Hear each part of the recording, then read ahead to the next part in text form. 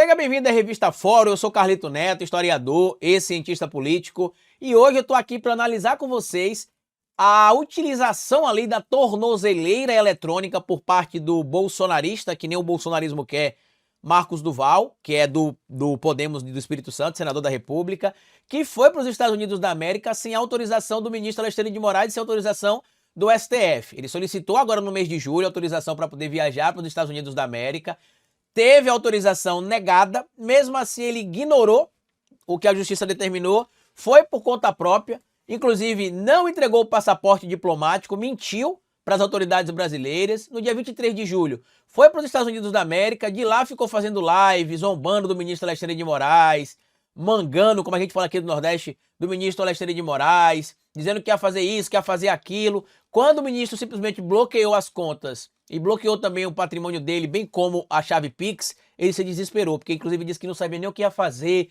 para pagar o hotel dele lá nos Estados Unidos da América, que estava preocupado porque ele foi lá levar a filha para realizar um sonho e tudo mais. E aí ele começou a arregar, a defesa dele pediu, inclusive, entrou com pedido de habeas corpus preventivo para que ele não fosse preso ao chegar ao Brasil. O pedido caiu na mão do ministro Cristiano Zanin, que deixou claro que não tem nenhum motivo para ele colher o pedido ali da defesa do Marcos Duval para se ter um habeas corpus preventivo, porque segundo o doutor Zanin, não tinham elementos que fundamentasse a decisão da defesa. Afinal, a própria decisão estava sob sigilo, então não dava para saber se teria ali, o próprio processo ali estava em sigilo e se não dava para saber, se teria a decretação da prisão preventiva dele ou não. O que eu posso dizer para vocês é que ele descumpriu o que diz a lei. Por conta disso, o ministro Alexandre de Moraes colocou ali algumas medidas cautelares para ele, como, por exemplo, tornozeleira eletrônica, né, que foi instalado, inclusive, hoje pela manhã,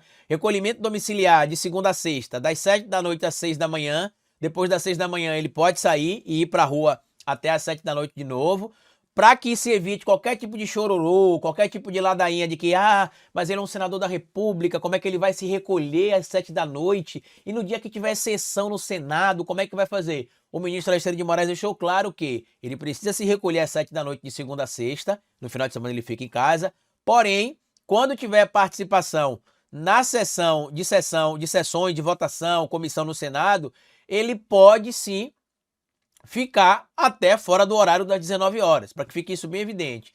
Se determinou também o bloqueio ali das contas dele, né, inclusive contas que tem investimento, todas as chaves Pix, cartão de crédito, bloqueio integral do salário que ele recebe também, bloqueio ali das verbas de gabinete, bloqueio dos veículos que ele tem, dos imóveis, embarcações ou aeronaves, se ele tiver também, cancelamento e devolução do passaporte diplomático, espero que dessa vez peguem, né? Não fique esperando o SWAT da Shopee entregar, proibição de uso de redes sociais direto ou por terceiros e bloqueio dos recursos públicos, que inclui, como eu falei para vocês, né, o salário que ele recebe, salário mínimo, o salário que ele recebe como senador da República e as verbas de gabinete que ele tem também para manter o gabinete dele. A imagem dele aqui é engraçada, né? Que ele tá nos parques da Disney, tava ali Welcome to Universal Grand Resort, né? Que ele foi para um resort aparentemente lá nos Estados Unidos da América e aí voltou todo preocupado.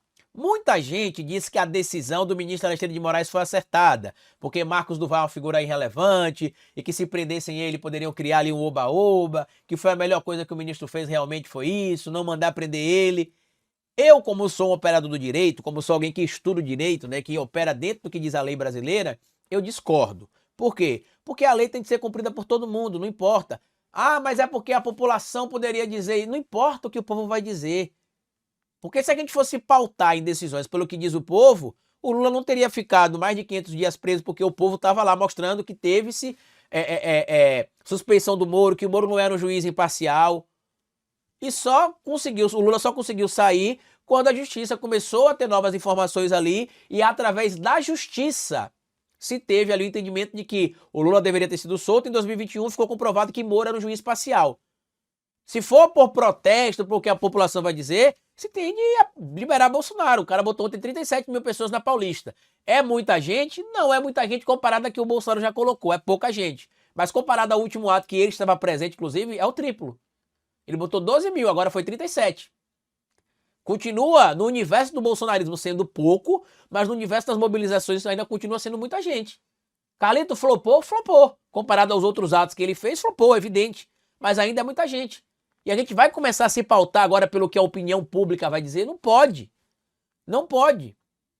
Teve um magistrado, um tempo atrás, inclusive, que foi questionado pela Daniela Lima, que inclusive foi demitida hoje da Rede Globo, né? Não pode ter uma opinião distinta do mercado, do agronegócio, nem do dono da TV, senão você vai embora. Até a Daniela Lima, que com certeza não é uma esquerdista de carteirinha, né? Isso é um fato. Mas foi demitida.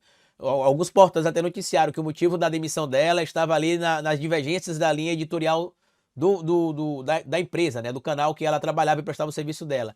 Mas enfim, não se pode pautar pelo que a opinião pública disse. Um magistrado, há um tempo atrás, que foi consultado pela Daniela Lima para falar da fuga da Zambelli, ele falou o seguinte: olha, se fosse eu, teria decretado a prisão preventiva dela.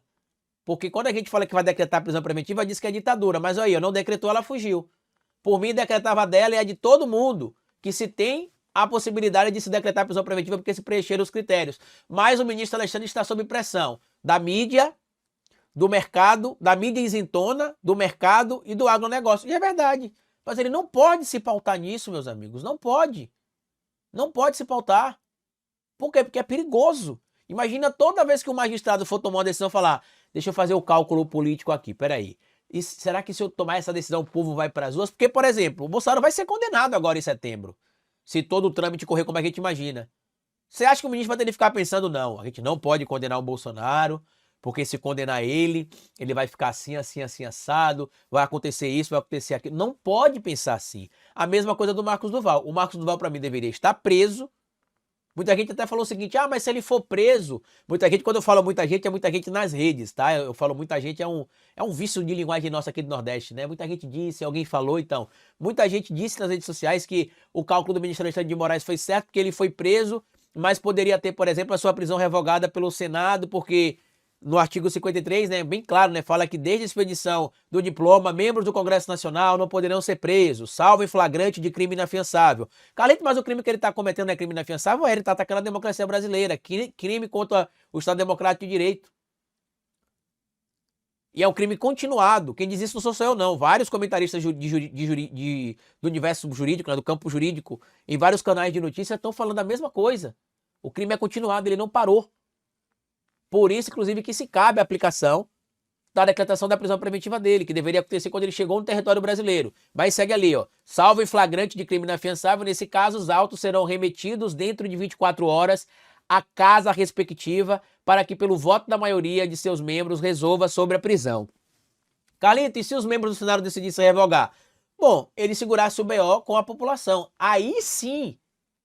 Aí a gente tem de se preocupar com a população. O pessoal da Câmara dos Deputados, o pessoal do Senado Federal, que é eleito por voto, que depende de agradar, em tese, a população.